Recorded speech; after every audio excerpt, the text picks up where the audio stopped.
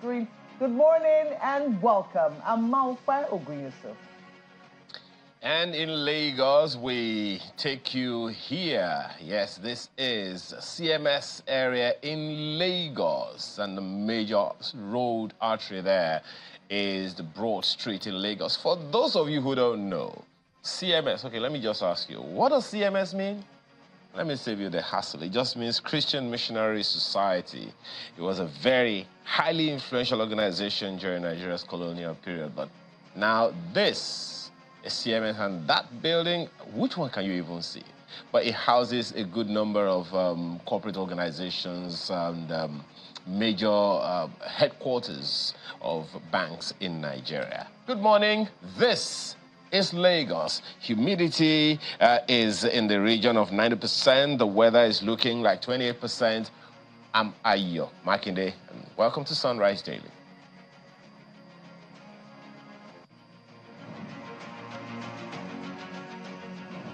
All right, let's go ahead and tell you some of the things you may get to see much later today. You know, after all these calls about what do we do about developing the standard or improving the standard of education in this country such that it's not just paper qualification, but skill sets, very strategic and important skill set. But this time, who knows? The National Commission for Secondary School Education will be having some meeting today about the strategic plan for that sector. So many will be looking to see that they don't just talk the talk, they've got to walk the talk. So all of these policies they bring in, because those days when you had all quality education, technical ones too, for all sorts of schools, federal colleges, unity schools, missionary schools, whichever one, we need to get our standards better than it was, even at that time, I might add. Indeed, Chamberlain, you know, I had calls to, it's happening today. We're not supposed to discuss it, but I can't help but mention this. The fact that I had calls to speak with the Minister of Education, Tahir Maman, on hard copy, which will be airing later tonight. And he was talking about how his biggest worry right now, his biggest worry is the fact that a lot of people cannot exactly cannot read and write. And that when they can, these are people who are in school, and that when they can, it is very difficult for them to understand what it is that they're reading and writing. He says, you know, this is right now the problem from secondary school levels downward, and it's something that is a big burden on the Ministry of Education.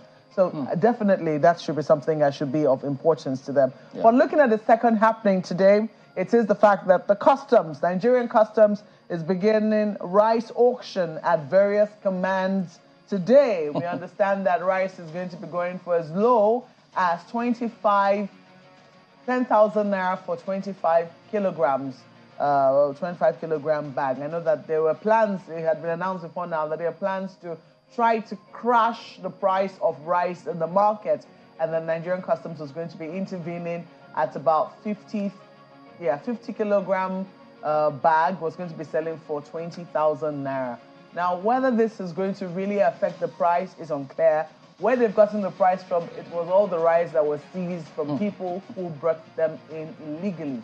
People who brought them in and were not willing to pay customs duties. The Nigeria Customs has seized them, and they're now selling them to the public today at this highly subsidized price. Do you think it's going to change the price of anything, James? Well, I'm not sure I want to hold my breath.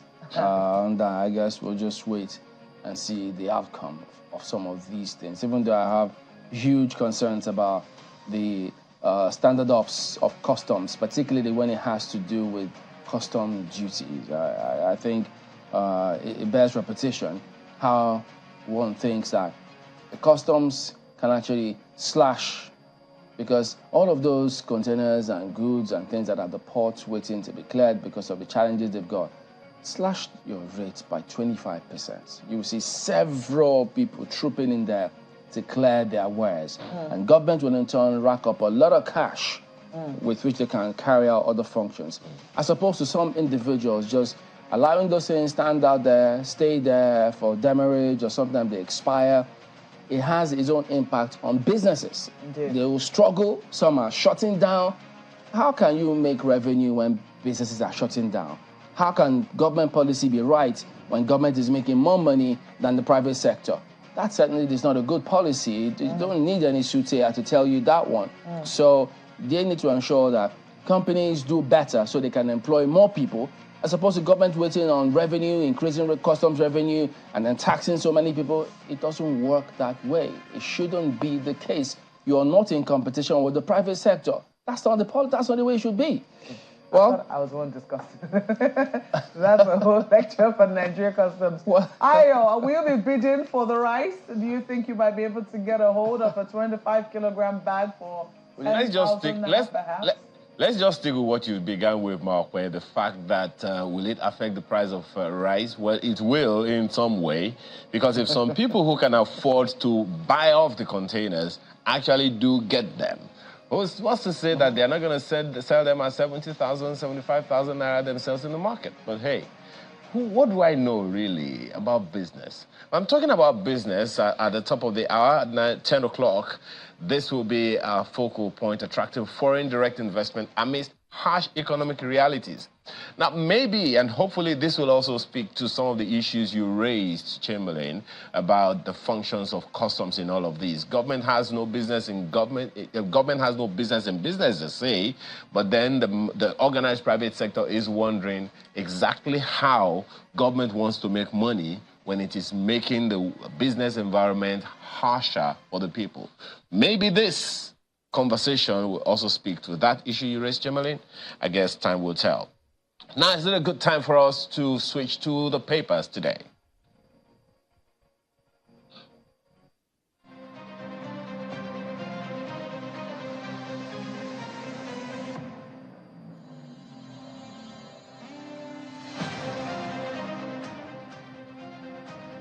all right, look at this.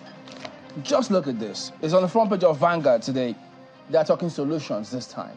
You know how headlines will come up, all sorts of things, but this particular one, yeah, you can take it as close to you as possible wherever you are if you have a hard copy. How Nigeria can overcome insecurity. Guess who? It's coming from retired generals, DIGs, security experts. There's need for teamwork among government, security agencies, citizens. Blame corruption for worsening insecurity. Call for state police investment in intelligence gathering. Train, equip, pay police officers, other security agents well. Track down political leaders backing criminals. So it appears point blank on the front page of Vanguard today. How Nigeria can overcome insecurity. That's certainly something that everybody should be interested in. Yeah. The Guardian has this for you, and look at that. 15 years of insurgency. Tales of war for survivors. Joy for repentant terrorists. That's the lead story on the front page of The Guardian. It's their big story this morning. They've done a special for you, showing you total number of IDPs, IDPs in the Northeast, how many households are affected, number of people killed by terrorists, total number of repentant terrorists, those who have been de-radicalized, and those who have graduated from the Malam Sidi camp in Gombe State. Essentially, trying to say, when we ask terrorists to repent and made a new life for them, what about those whose lives were, severely affected as a result of the activities of these people? Yeah. That's a big question on the front page of the Guardian newspapers. Ayo. We greatly undervalue the value of mental health, I dare say, from that story. The lead story of the Nigerian Tribune this morning is a response of sorts, guys. We've been talking about this for some time, and the response has come from one of the governors, and that's it on the front page. Food crisis. FG didn't give states 30 billion naira each. Makinde replies Akpabio. Finally, we're hearing the governor's talk. Yay! Stories on page 3 says FG demanding refund of 2 billion naira palliative from states. Well, that's the lead story of the Nigerian Tribune this morning. Well, is there going to be more brickbats? I don't know. Time will tell. That's the lead story of the Nigerian Tribune today. Well, how about leadership here today? The front page of Leadership Friday this morning. Hardship. Protesters loot truckloads of foodstuff in Niger. Go beyond promises, supporters tell president. Customs begin sale of seized rights over items. National Economic Council targets price relief. So you got several of them there on the front page here this morning. I think Daily Trust is also emphasizing this bad behavior we're saying. I mean, people should not, you can protest, but to start stealing food belonging to other people who are also trying to eke a living in this condition, that's certainly not acceptable. Yeah. Daily Trust is emphasizing that hardship, youth attack trucks, steal food items in Niger State. That's basically what it is. You're steal food items in Niger. Police stop protests against hunger in Jigawa. Dikwa residents threaten to join insurgents. Nigerians interested in practical solutions, not theories. That's according to Vice President Shatima. The story is on page 4 of the paper for you. They also have pictures showing you what happened at Suleja along the Abuja-Kaduna Expressway yesterday. Let's leave it there for Daily Trust. I am. The lead story of the Daily Times is also reiterating that Makinde story. Hardship. Makinde tackles Akpabio over FG's 30 billion naira gift to states. Stories on page 4 of the Daily Times newspaper today. And then we also have This Nigeria. I'm not sure we've done that halfway. Ado drama intrigues as APC, PDP pick candidates in global primaries. Did you say today? Well, that was yesterday actually. Okay. Yeah. I'm taking a look at New Telegraph for you, and New Telegraph has this on the front page. Arewa Economic Forum to Tinubu, reinstate subsidy, remove governors from palliative chain. That's the lead story on the front page. How's that going to work? I don't know. That's what the headline is saying. As hardship worsens, Tinubu, no going back on reforms, tackling poverty. Governors not aware of additional 30 billion naira allocation. That's according to Governor Makinde. We're on trial. Anytime naira is on trial. That's according to the CBN. Urges patience, promises imminent relief. Adopt participatory governance. Catholic bishops urge Tinubu political leaders. Say Nigeria descending to chaos, anarchy. Well, I think that they also have a duty to pray. Pray that we don't get there. Pages 2, 3, 7, 8, and 29 will give you all of the details on the lead story and its writers. That's it for New Telegraph. The Nigerian Observer is talking politics this morning, and it is giving a response to those primaries I held yesterday. Edo 2024. Ighodalo beats 10 aspirants to emerge PDP candidate. Preaches unity, pledges to lead state on path of prosperity. Akhalame to fly ZLP flag as LP holds primary today. APC holds fresh primary in 192 wards across 18 local government areas. That story is on page 2 of the Nigerian Observer this morning. Okay, let me just take a look at some of the issues here. The front page of Vanguard clearly talking about solution. And so when you have persons, retired generals, DIGs, security experts, I mean, almost a lot of people who you ask will tell you they've got an idea of what needs to be done. But why this is not the case is where the big question is in terms of operationalizing some of these things. Because even the last time out, much as the Vanguard has given us that expose here today about security, and several other dailies too talking about security. For instance, when you see Leadership Friday talking about protesters looting truckloads of food, all of these have their implications because, for instance, if they continue doing this or do it 1, 2, or 3, 4, 5 times, and this truckload of food stops going to this area, what then happens? They put themselves into a very serious bind because there'll be a lot more challenge and hunger there. Then they begin, so they all have the implications. So we can't understate it or overstate it, the implication of security. Those who are occupying people's farms, what are agencies doing to get them out in order to avoid food crisis in the country? So these are things that we just saw coming. But what we did is the big question about all of these things. Well, indeed, Chamberlain. Two stories I'd like to highlight, but also just to mention that on the front page of Business Day, they have this major rate hike expected as MPC meeting holds on Monday. So the MPC is expected to meet on Monday, and it does appear that interest rates might be going up in response to that. But looking at two stories, which we'll highlight on the front page of The Guardian this morning, where it talks about the elite story, which is around insurgency and what's happening there. But look at this. Fresh worries for Naira as FAC shares 1.149 trillion Naira to federal government, states, and local government areas. Oh, dear. So it does appear that there's going to be much more money in circulation. And, you know, what we've heard so far, and which we also need the governors. I mean, we heard Governor Makinde responding to Senate President saying that there's no 30 billion Naira given to states each. We also need to confirm, if it is true, that when these allocations are done, the governors hit the BDCs, you know, pressuring the Naira even further by looking for dollars which they changed their allocations into. And that is what exactly is mounting pressure on the Naira. That's what we're hearing from BDCs. They are saying it behind the scenes. Those who know are also saying it behind the scenes.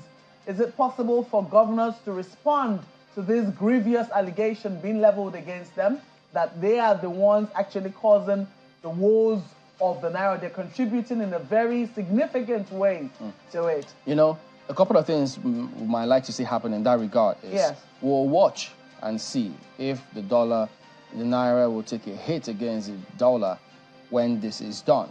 Exactly. Anytime this is done, we'll watch and see the trajectory. And secondly, I mean, we've heard several people suggest, moving forward, way forward, CBN, digitize those processes. Let us see which money is going where. Trace it, follow the money. Yes, personal interest may suffer, but the national interest is more important than personal interest. So if we do that, I think we might be able to track some of this and find out what's really going on. Why is the dollar tanking? I mean, the Naira against dollar. So page 6 is where you'll find details, and I think Chamberlain's suggestion, you're really spot on. Let's see what happens after this allocation is done. Will the Naira take a further hit as a result? But there are many people who are needing dollars. I mean, look at what is happening right now. This is on the front page of New Telegraph. FX scarcity. Airline operators may shut down soon, says Okonkwo. I don't think that is something that will be a pretty scenario. I hope that we do something about it to get those who really need this FX, to, find a source for them, a legitimate and a legal source for them to be able to run their businesses. Ayo. Well, it's a very touchy one, and as far as I'm concerned, all of this conversation border around communication. The front page of the Daily Trust newspaper speaks volumes.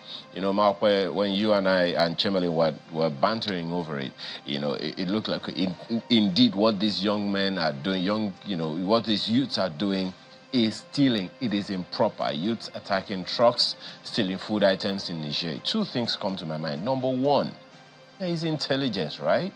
So how come we didn't get ahead of this? And these are investments that have gone down the drain. Number two is that this is communication. This is the young people telling the federal government and the state governments, including the local governments, one thing or the other. Are we listening? That's my take from the front page of the Daily Trust newspaper today. Well, your take takes us to take a break, but we'll be back afterwards, so stay on with us.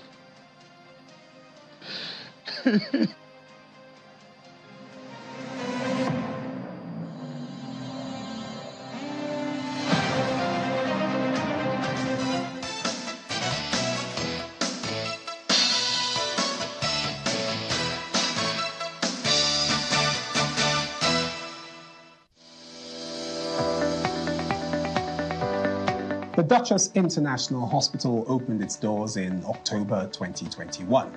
The mission of the hospital is to reverse medical tourism. We take particular care here at the Duchess to bring together a combination of the brightest and the best locally, as well as Nigerians in the diaspora who are interested in returning to do very good work for the benefit of our patients here in this country. The good thing is that we have all international expertise here, all international facilities here, international people working here. Everything is coming together in a space which was considered not great in terms of the availability of healthcare. Access Bank, of course, has been able to provide us with a robust range of products and services that has enabled us to deliver that standard and quality of healthcare that is integral to our mission as an organization.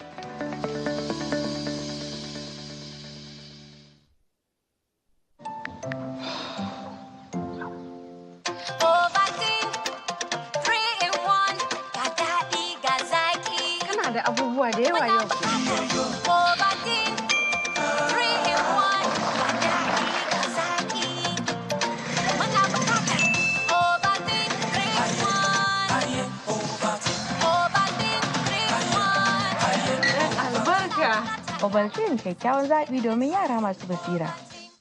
In this era of recovery, ability to engage virtual stakeholders successfully could be a veritable source of sustainable competitive advantage. Embark on a transformative journey with Texam's Effective Leadership in a Distributed World program.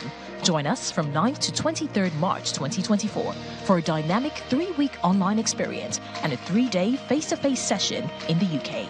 This program will be delivered by illustrious Oxford-trained professor Roger Delves, London Business School alumnus Professor Paul Griffith, and Oscar-winning ambassador Charles Crawford. Secure 25% early bird discount. Pay 2,407,500 naira for online and 7,864,500 naira for the UK and online sessions. Achieve, optimize, and win with Texam.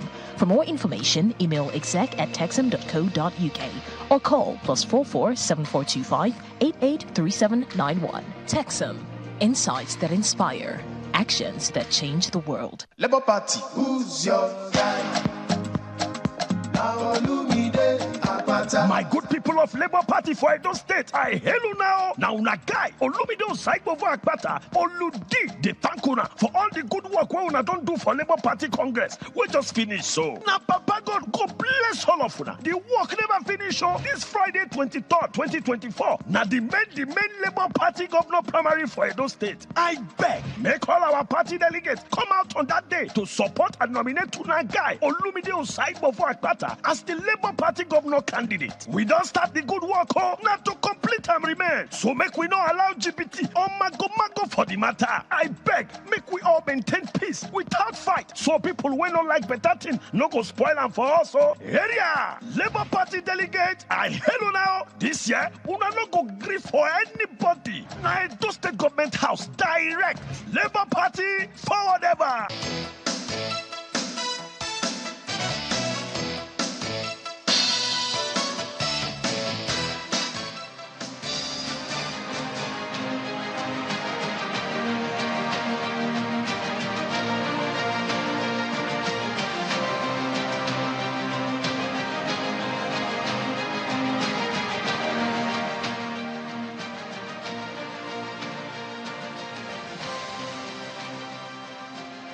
I thank the good people of Edo State. Last 4 months, I've got to even meet them more. Resilient people, brilliant people, hardworking, visionary, focused, willing to move our state into prosperity. I'm only a tool in this process. And I promise you all that I will be a useful tool in this process. Edo State, by God's grace, will move from where Godwin Obaseki has carried us to the next level.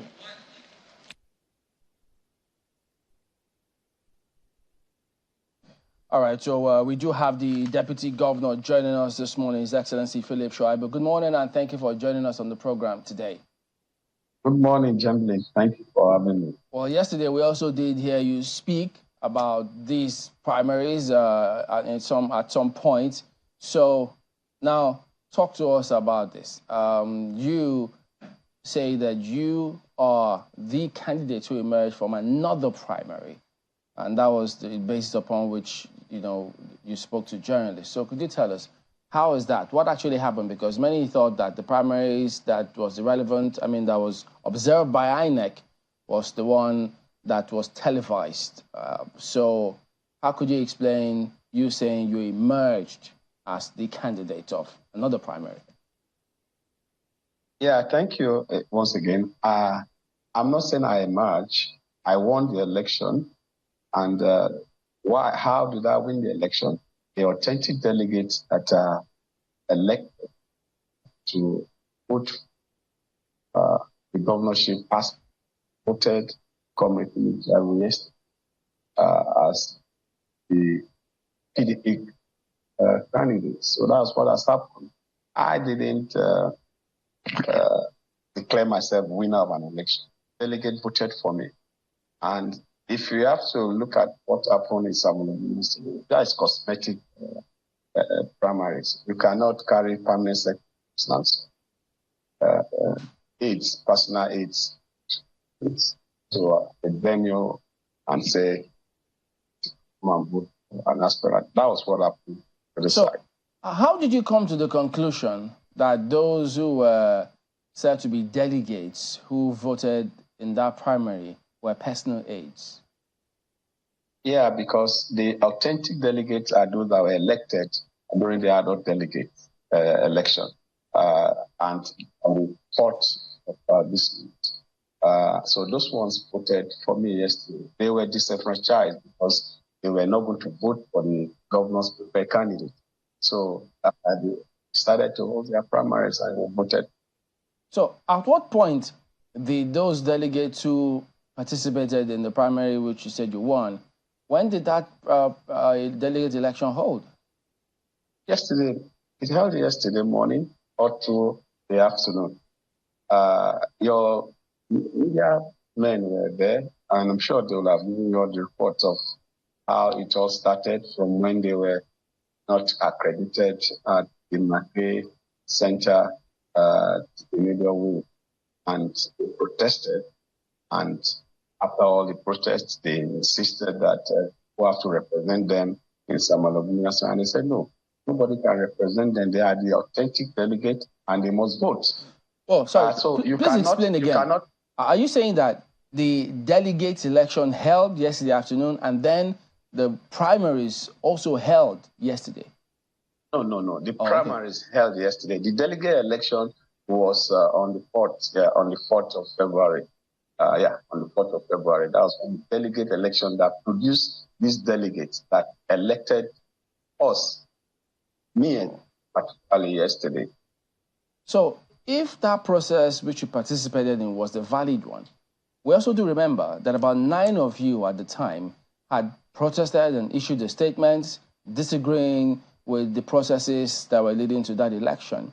So if this one you participated in was the right one, how come we didn't see Anselm Ojezua there, but we saw him in the one that was televised? Yeah, yesterday, we actually, from day one, and assistant for it, that the process of the primaries was faulty. And we went to the appeal panel, and you heard it very loud. The governor and others were the primaries held and everything. And we insisted that the process not followed. Yesterday, a group of delegates came out and said, we won that primaries you are talking about. I mean, that delegate election you are talking about. And this is our names. And this is our results. And our name is there. You must accredit us. And they said no. And these guys got angry and said, no, you cannot replace us with other people. We are the authentic delegates. And we must vote. And they voted yesterday and they voted for me. So it's the confusion. You say when there's leadership failure, that is what you get. We have serious gaps as far as leadership is concerned. And that is why this confusion. And I can bet you that I am not a desperate person. And so I will not be desperate to be governor of Ogun State if my people are not insisting. those delegates insisted that they must have their election yesterday. They had their election. They voted for me. Simply, going forward, there are a lot of things I will not be able to speak to you because there are a lot of confidentiality. Because most of these things will be caught, and I will not go and reveal a lot there. Okay, so if they were aggrieved, they wanted to participate in the process that was televised, but they didn't allow them, then they came and then held these other ones, and you said they're the valid delegates. Who were the officials that conducted that one? Yeah, part of the officials that were sent by the national to conduct yesterday's election, and the one that and those that declared me winner are part of this came for the election, and those who insisted that no, I cannot be a rubber stamp, I cannot be a committee that will be purchased to go and endorse an election that they know is cosmetic. There's a committee that was set up by the national, so part of the committee went on the other side. The other one came to the authentic primaries, which produced me. So it was not state functionary that declared me. Those that were sent by the national, the winner. They conducted the primary and declared me winner. Okay, so I'm just trying to, understand the dynamics of how this works. You have said that the candidates, or beg your pardon, the people who emerged from the congresses, who won, the delegates who emerged from the congresses, went to the venue, the decided venue of where these primaries were supposed to take place, and were prevented. They were not accredited, and they got angry and they left. That's what you've said. So I'm wondering whether the venue and the officials and the officialdom surrounding a particular area isn't important in all of this. I think it is this court that will. I don't want to really go into things I know will begin to fault. It's the court and the party appeal panel that will be determining, because you cannot ask that. Yes, those that sent the circular for the process of the election yesterday, the National Organizing Secretary of the state does not have the right to do that. It's not in his power to.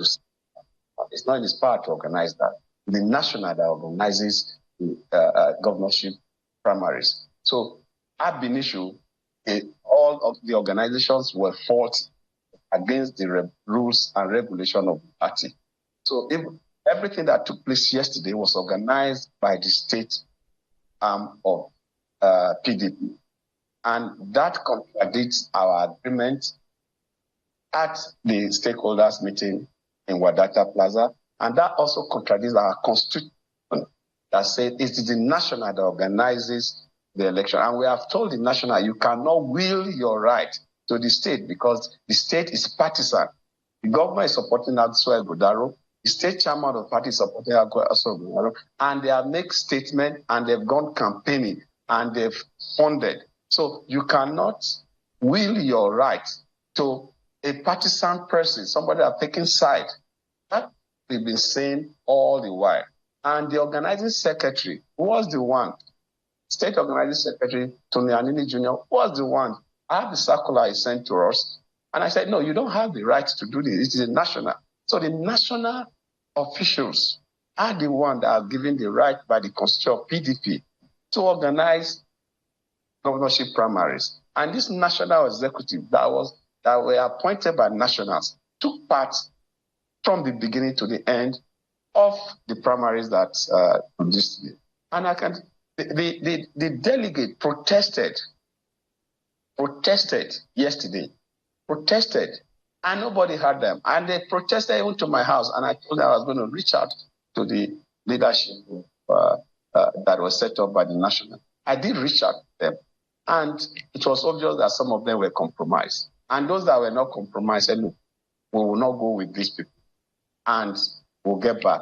And I was told that, look, the primaries were going to be taking place. And I went, and I was elected by the authentic what is key is that who are those that elected the governor's preferred candidate as well, and who are those that elected Philip Shaibu? I think in the coming days we will know who among them are authentic. And I saw the figure. I saw on the figures that they are as well getting 507 something or so, and Philip Shaibu getting 1. You will know that when I say it's cosmetic, that is results.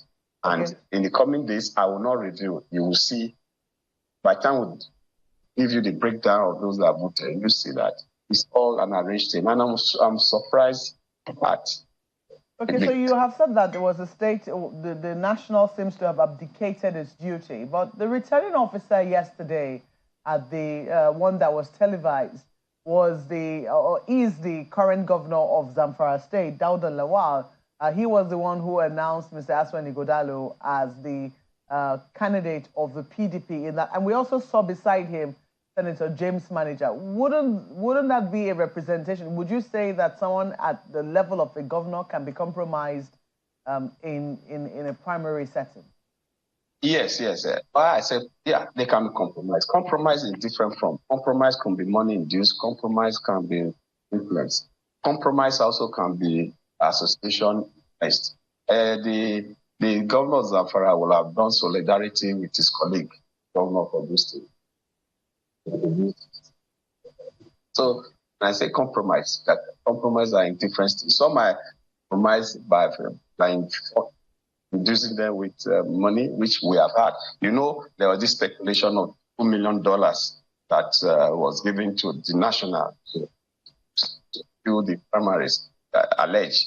It's not confirmed. And we know some of these things. So there are some of these things that we are deep in it and we know how it flows. So the governor may not be compromised financially, but is a member of the PDP Governors Forum. So the alliance will be there to maybe to support his colleague to do what he wants, to achieve what he wants.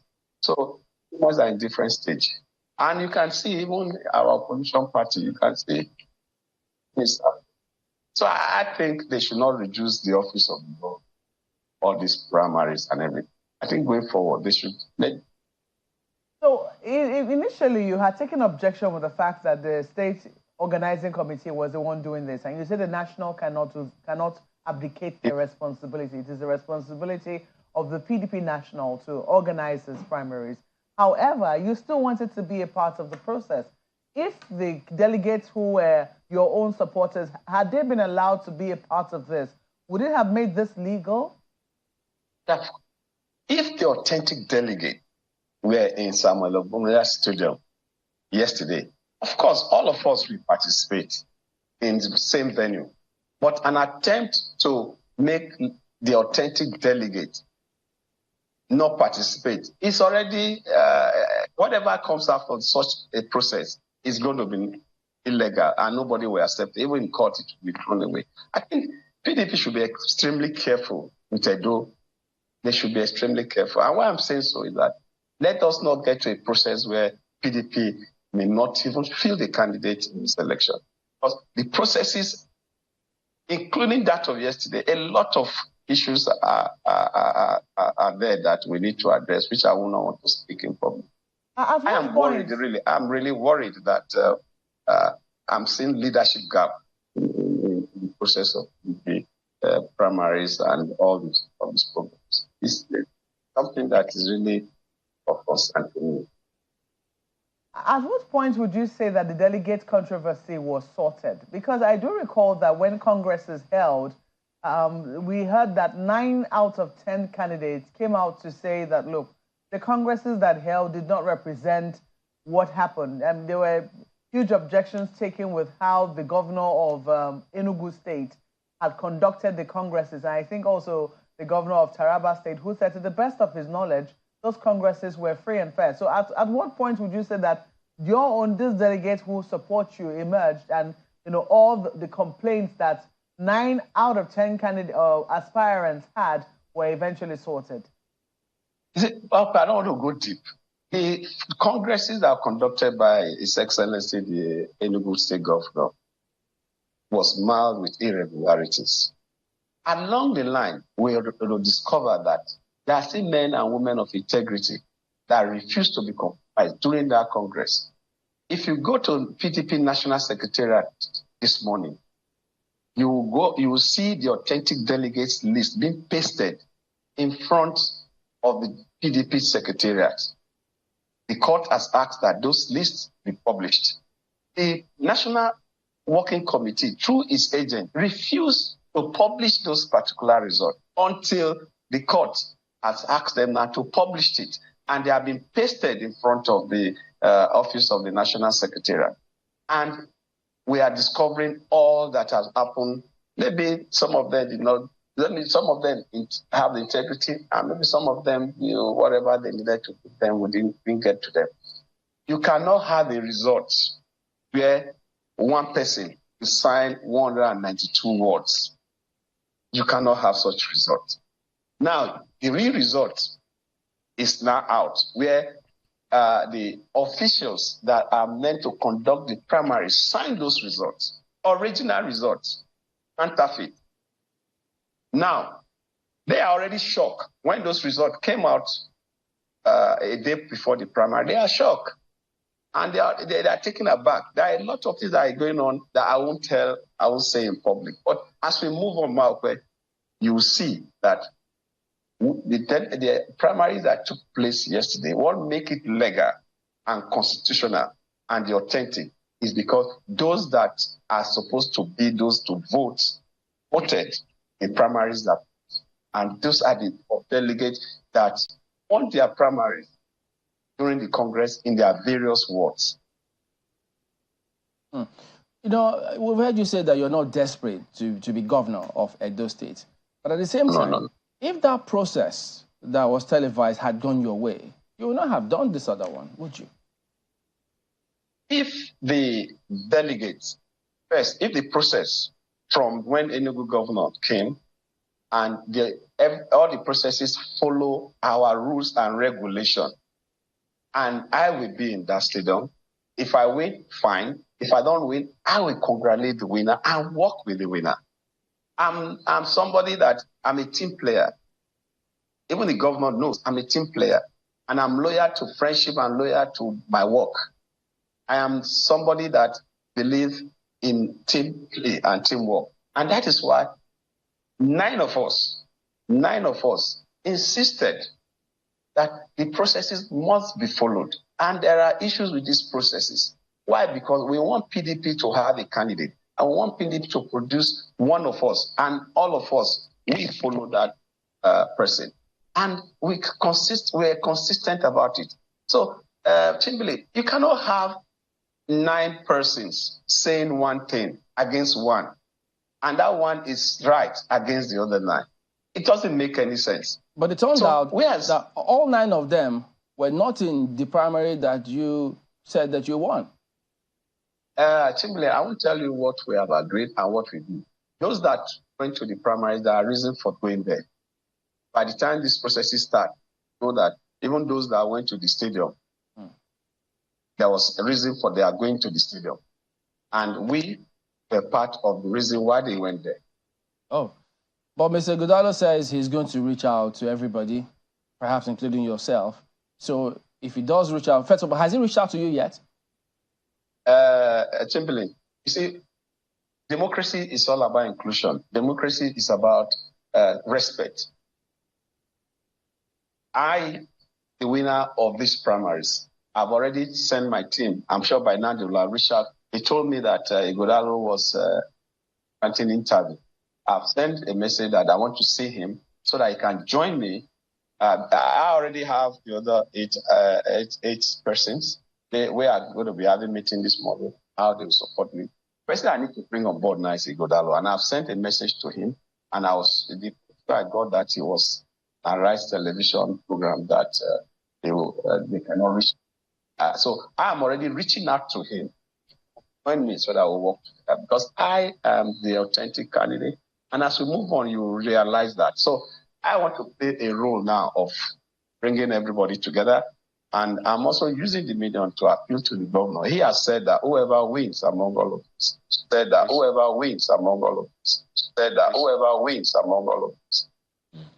Well, you know, Your Excellency, it's interesting that you mentioned the governor just now, because that was the first question on my list to ask you. At this moment, what's your relationship with the governor like? Yeah, the governor remained my senior brother, senior to me with plenty of years, my senior brother and my boss. That is what it is. He has not been happy that putting his candidate. It's my right to contest an election, and I'm exercising that right. And they have done a lot of negative things. It doesn't really matter. I see it as politics. But what is that I made up my mind. I'm of respect the office of the governor, and I'll continue to respect the office of the governor till the end, whether as deputy or as any other. So the relationship is not cordial. I can tell you that. But it's not from my own end, it's from his own end. Because I've made an attempt to bridge the gap, it doesn't allow it. I've called him more than 100 times, it doesn't take. Even in public function, I don't think it does. Because I have made up my mind that I must exercise my rights. We don't have any differences. We never had any problem. The only problem we had is, why are you protesting? You must not protest because I have a Ighodalo that I want to bring.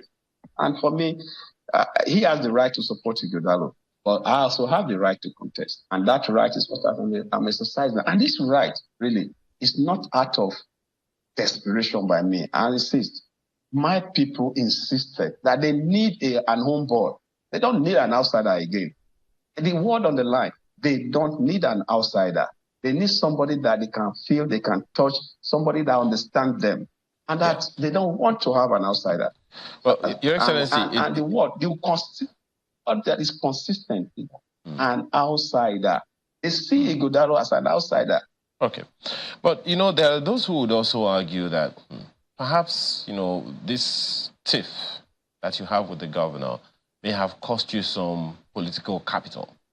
Would you say that that has happened, that, you know, this issue that you said is between you and the governor has cost you any political capital?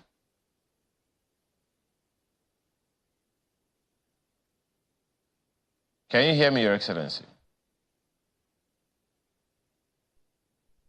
Okay, well, we'll definitely be getting him back to continue that conversation. Well, Your Excellency, are you back with us? Yes, I'm back. Okay. The people are not happy. Yeah, the people are not happy that the governor relocated the office of the deputy governor to Panovsky. People are not happy that by 8 months the governor, because the deputy governor is considered election, he stopped funding a constitutional office. People are not happy that he relocated us out of the chapel and arrest and order the arrest of catechist of the church. People are not happy about all those things. And the people are insisting that, Philip, you must contest this. You must. You can see how these delegates, you can see in their numbers, came to my house and barricaded my gate yesterday. Even with the gunshot, they were shooting. The vigilantes were ordered to shoot aside. The deputy state leader and the former vice chairman of APC that decamped alongside the governor was shot yesterday. Was shot by these men of the vigilante. And also, we need to have a conversation on how state police should be, policy should be implemented. We need to have a conversation. Well, I'm an advocate of state police, but with what happened yesterday, we need to look at it deeply. Okay, Your Excellency, you know, when you talk about, you know, your relationship with the governor and the fact that, you know, you're exercising your rights, and of course, rightfully so. But a number of people would also wonder, hey, you've worked together, you literally sacrificed a lot of your political capital for the governor to become, you know, the governor and all of those things. There are those who would say that. There are those who would also say you had your interests all the while. So having had all of that conversation, having had that kind of relationship, why do you think the governor, is not in support of your aspiration? Well, I really don't know. You see, a leader, I as a leader, I have issues, have a problem. Feel I need to recognize the problem. The first thing I will do is to call my team and look, all my team, look, this is my thought.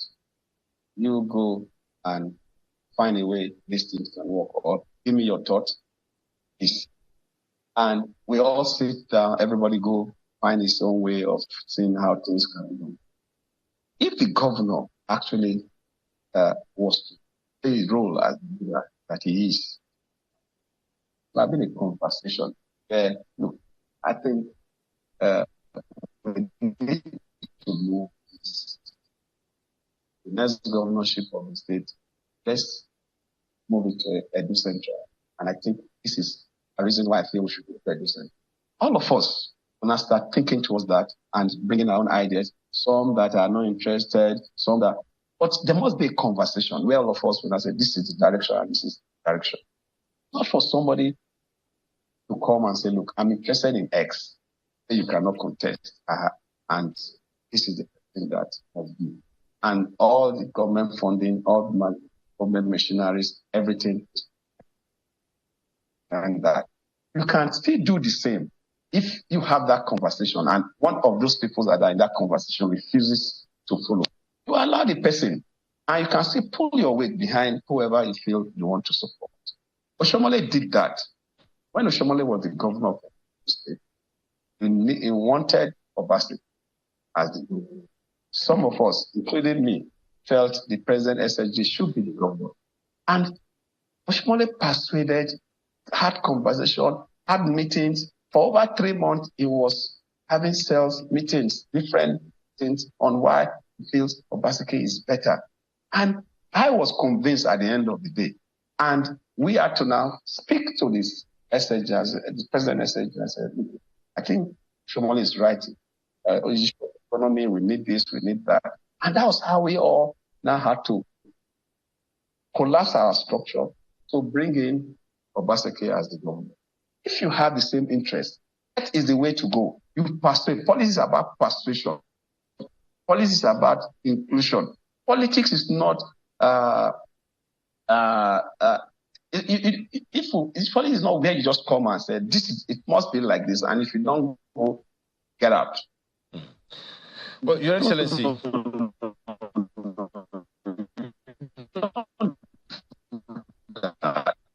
Okay.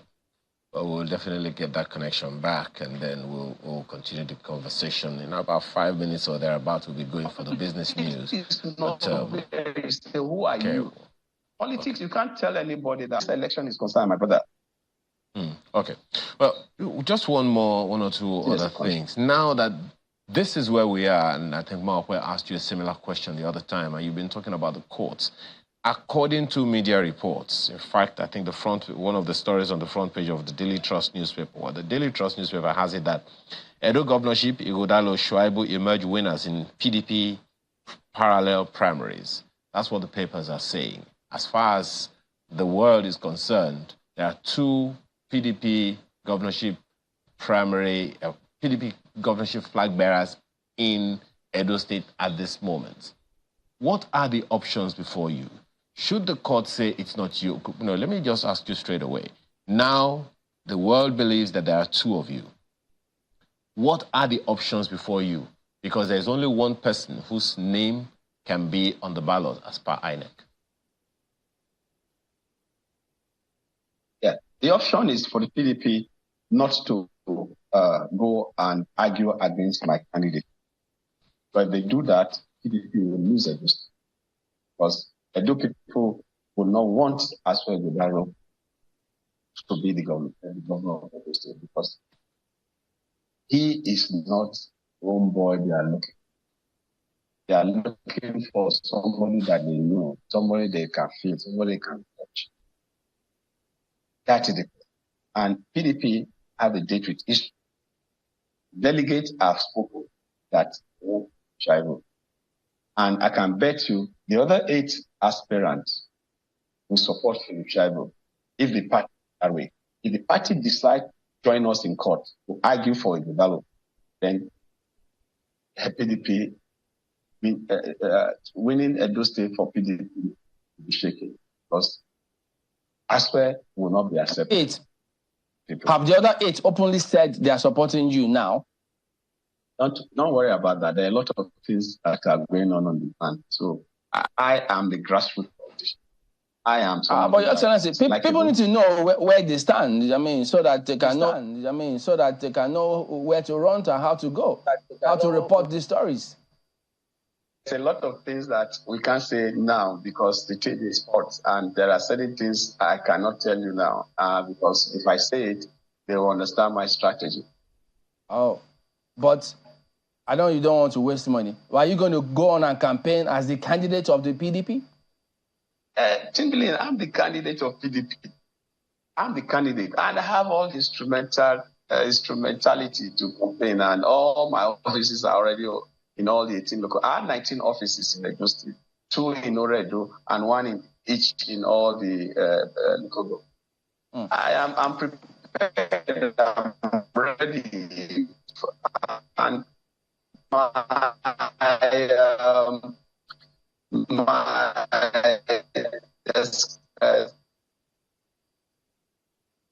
Okay, the connection was just a bit challenging. But just before we go, for those who have listened to you over time and even this morning, they may just wonder, when you say, I mean, when they read and hear about this feud between yourself and the governor, is it because he didn't support you that you say he's not on your side? Is there any specific thing that he did that gave you cause to say he's directly opposing your candidacy? Yes. All the vehicles that ASWE is using, apart from one, they are all government vehicles. Our mega bus have been changed to ASWE local vehicles. All the security apparatus that is using are all government house security apparatus. All the facility, or even funding, is from the government. You have records of the funding? I am in government house, don't forget. Oh. And yeah. I'm in government, I'm the deputy governor of Edo State, don't forget that. So there's no, and I have been in the system. I was majority leader, a member of Edo State Assembly for 8 years. And I'm deputy governor now for 7 years. So you should know, I understand everybody, all the people in the system know them. And there's nothing that takes place in government that I don't know. Even when I've been shut out of government, people that work in government have not been shut out. All right, Your Excellency, Deputy Governor of Edo State, following that primaries, you say you are the candidate of the People's Democratic Party for the primaries and ahead of the elections. Well, thank you for coming on this morning, and we wish you all the best.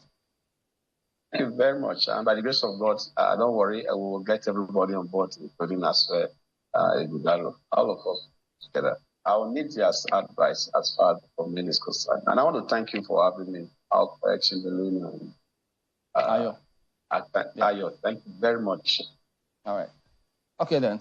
Okay, so coming up next will be business news on the hour. Let's see, we might have some information about what is the Naira doing this time. Is it floating or what? Should we hold our breath? Where should we turn?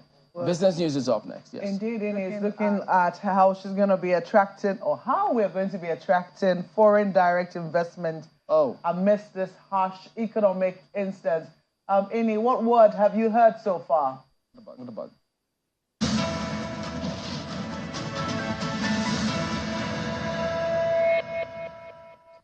Well, Mark, but the word out on the street is that it's still really difficult, to attract foreign investors into the country because of the level of uncertainty around the currency and, the policies. But I tell you, you also hear this morning that the United Kingdom is not giving up on Nigeria. They are still looking for ways to foster closer ties when it comes to trade. I wish they would set up here. But I'll tell you all about that. Welcome to Business Morning on Sunrise Daily. I'm John Mekwa. Let's start from the commodity space. That's oil. Globally, it fell on Friday after a U.S. Fed official said that interest rate cuts should be delayed at least 2 more months before indications of healthy demand and concerns over supplies could boost prices in the coming days. Brent crude futures were down 38 cents, that's about 0.5%, at $83.29 for a barrel, while U.S. Texas, we see also was down 0.5% at $78.22. U.S. Fed Reserve policymakers should delay interest cuts by at least another couple of months to see if a recent uptick in inflation signals a stalling progress towards price stability or is just a bump in the road. Higher interest rate for longer, slow economic growth, which could curb oil demand in the world's largest oil consumer. But some analysts say demand has remained largely healthy, including in the United States. The United States Central Bank has held its policy rate steady between 5.25% and 5.5% range since last July. And minutes of its policy meeting last month show most central bankers were worried about moving too quickly to ease policy. Still in the global space now for the grain, Chicago corn and soybean futures edge higher on Friday with bargain buying lifting prices after both markets dropped to their lowest levels in 3 years, although plentiful supplies are likely to limit gains. Wheat, we see rose for a second session in supply as on supply gains as potential U.S. sanctions against top global wheat exporter Russia could hit flows. Wheat we see right there up 0.5% at $5.82 for a quarter of a bushel. Looking at other crops now, corn also was up 0.4% to $4.20 for a quarter of a bushel, having gained almost 1% this week. And then we also see corn and soybean prices drop to their lowest levels since last 2020. Expectations of higher corn and soybeans production in top South American producers as Brazil and Argentina are weighing on Chicago futures. Argentina's corn and soybean crops continue to improve because of recent rains. And Argentina's Rosario Grains Exchange cuts its estimate this week for the country's 2023-2024 soybean and corn harvest. But the 49.5 million metric tons of soy and 57 million metric tons of corn are still a huge improvement from the previous year. We come to Nigeria now. The United Kingdom continues its drive to connect the Nigeria and UK markets. This time, its approach is bringing 9 known businesses from the United Kingdom into Nigeria so the representatives can observe the trade environment, consumers' taste, and connect directly with them. Officials of the Department of Business and Trade Mission have created a platform for exhibition for the invited business, and there's an opportunity for Nigerian business and consumers also to explore and partner with their counterparts from the UK.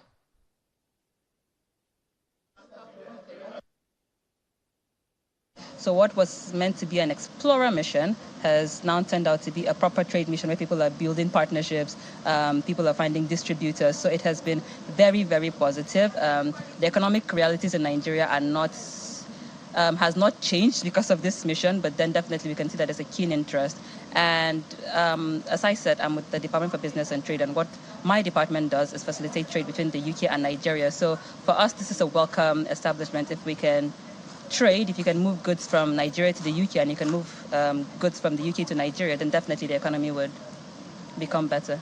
In terms of foreign investment, with this particular delegation, definitely we see the possibility of investment from the UK into Nigeria. So take, for instance, for the likes of the retailer like Cartel Watches that are thinking of setting up shop in country. They want to come in country. They want to be able to. That's you putting money into the country, right? We have a brand that is not here today on this mission, but it's a brand that is popular. It's called The Body Shop, and we're working on a partnership. And they're also thinking of coming and setting up shop in Lagos and Abuja. So it's all very positive.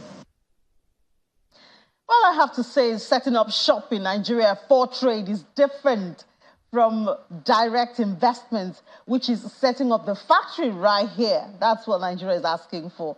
This might just be FPI, just portfolio investment. Anything happens, the shop goes off, and then the owners take away their money. But I'm sure the Nigerian Missions and Trade Investment Ministry are looking into the details of this to ensure that even as the UK comes to Nigeria and they show interest, that it will be for the good of Nigeria's economy and not just, for trade. Now, stakeholders' engagement towards a successful Nigeria energy transition organized by the Nigeria Economic Summit Group alongside the African Climate Foundation. That is another meeting. The meeting calls for attention to the role of private sector in the carbon market as the world moves towards green energy sources. However, the private sector have also been talking, and they say they have challenges which deter an accelerated move to embrace the needed change. Want to hear, you can't find the women, just Nigeria. The core message is that the private sector has a significant role to play in climate action in Nigeria, more so than even the public sector. While the public sector is important in setting the targets and the commitments, nothing can be achieved without active involvement of private sector players. One of the things that we've seen is the challenges that the private sector are facing. We've seen they've mentioned a whole lot in terms of capacity deficiency. So what it implies that there is need for us to develop tailor-made programs that can support them in understanding the landscape so that they can play their role as the players in the sectors. Yeah, clean energy for everyone, but the hurdles to be crossed are still there. Now let's go to real estate, where real estate and financing experts have identified urbanization and growing middle class in Nigeria as indices that present opportunities for developers and on top of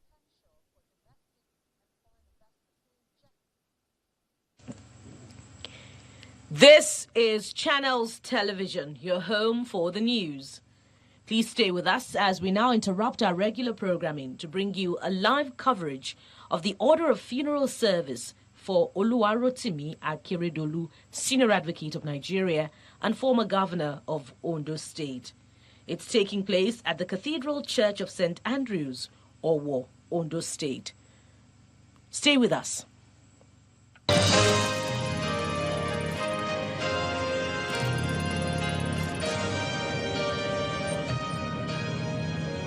This is a live Channels Television event.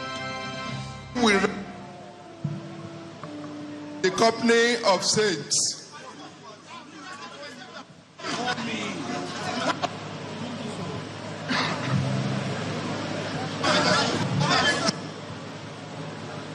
Power over death, and you have given us victory through the restoration of your Son, Jesus.